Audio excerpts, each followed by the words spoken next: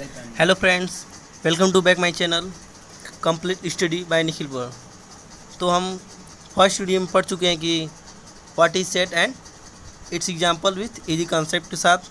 तो हम पार्ट 2 में पढ़ते हैं रिप्रेजेंटेशन ऑफ सेट। तो फ्रेंड्स, वीडियो के अंत तक बने रहिए जिससे आपको रिप्रेजेंटेशन ऑफ सेट अच्छी से समझ में आए।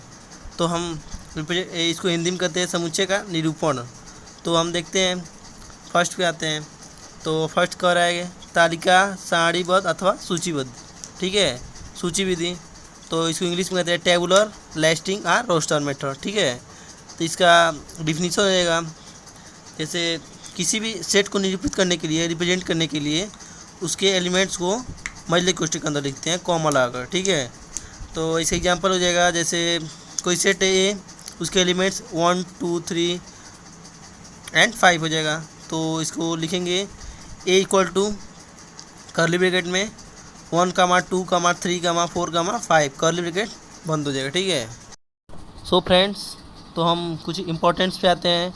जैसे किसी समुच्चय के अवयव को, एलिमेंट्स को रिपीट करने से उसकी प्रवृत्ति नहीं बदलती, ठीक है। तो दोहराए गए अवयव को केवल एक बार ही लिखना पर्याप्त होता है या इनफ होता है, ठीक है। जैसे एग्जांपल इसका ले लेते हैं, कोई A1 एलिमेंट्स है, उसके कर्ली ब्रैकेट में जैसे 1, 2, 3, 4, 5, 5, तो 80 हो जाएगा। 1, 2, 3, 4, 5 उसको एक ही बार लिखेंगे, ये दोनों का अर्थ सेम आएगा, ठीक है।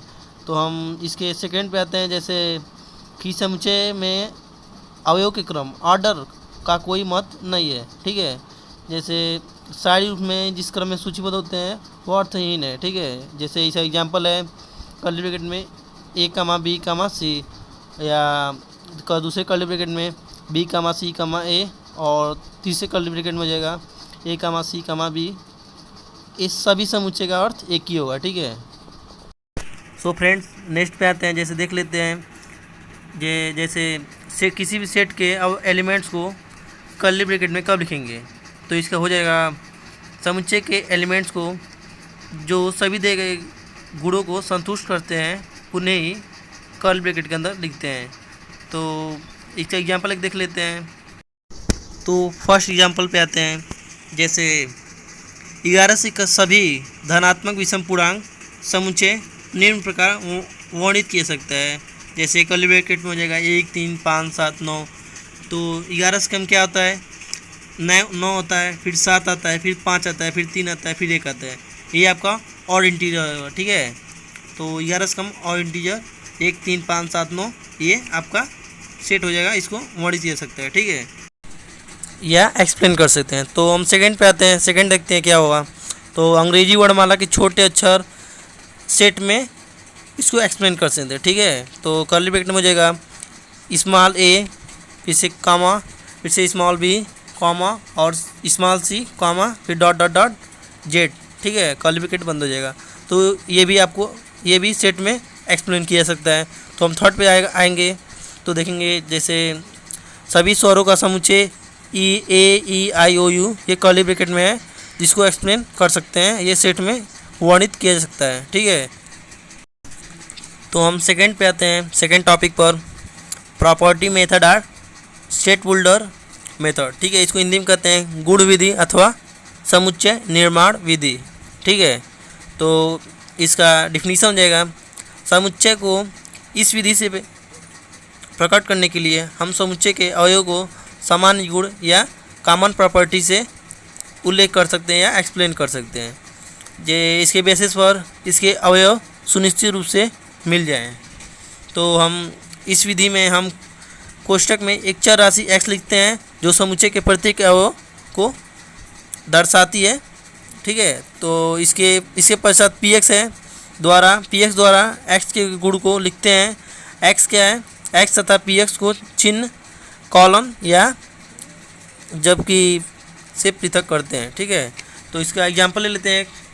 तो फर्स्ट पे आते हैं। a equal to curly bracket, इसके एलिमेंट्स है जैसे x, जबकि x अंग्रेजी वर्णमाला का एक स्वर है, ठीक है।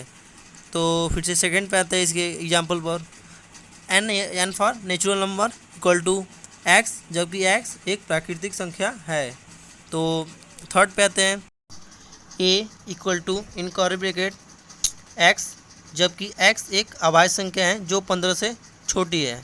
ठीक है। तो फोर्थ पे आते हैं, s इक्वल टू 1, 4, 9, 16, 25 कामा लगा कर लिखेंगे डॉट डॉट डॉट को समुच्चय निर्माण विधि में निम्न प्रकार लिखते हैं।